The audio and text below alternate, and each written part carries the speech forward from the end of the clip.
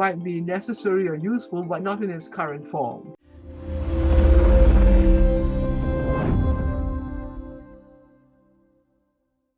Well, IPS, since I've known it from the beginning, was designed as or intended to be a think tank for the government on government policies. So I think that that's a good idea. I think it's useful. I think most governments have or should have in-house think tanks that help them to evaluate policy needs and policy outcomes and so on. Yeah. So the concept, yes, I think is useful and maybe even necessary.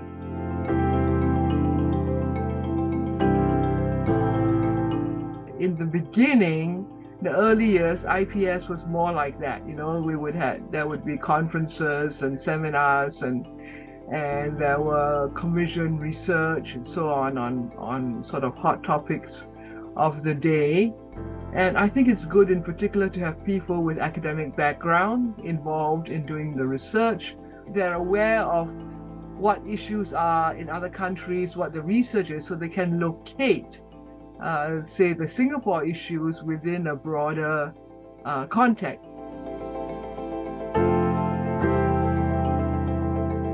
I think my reservation is that over the years, it seems to have, and this is an impression, seems to have moved more from an independent research outfit, which is what I think a government think tank should be, to more of a communications organ. That is,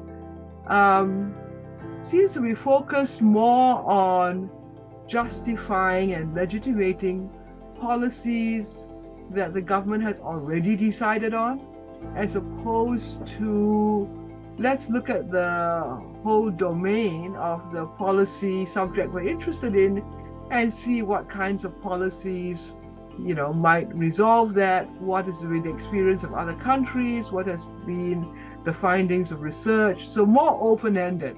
From the viewpoint of academics, it has led some people to diminish or to dismiss, I'd say, a lot of what IPS does by saying it's seen as more of, IPS is the official line, okay, with a little bit of edginess on the margins, as opposed to purely, let's find out what the issues are, what the problems are, what is the wide range of opinion on it, and go from there.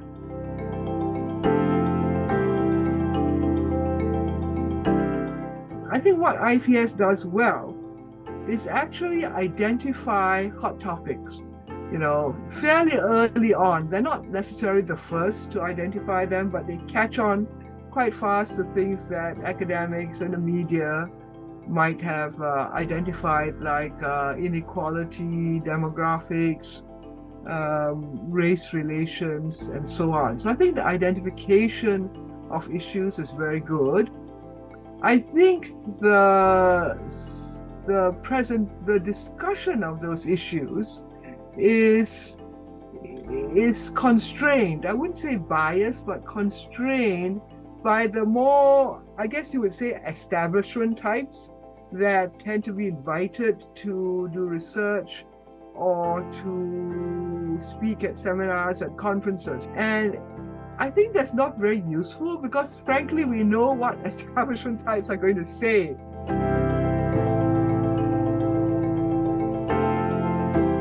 The whole idea of a think tank is to challenge, to innovate.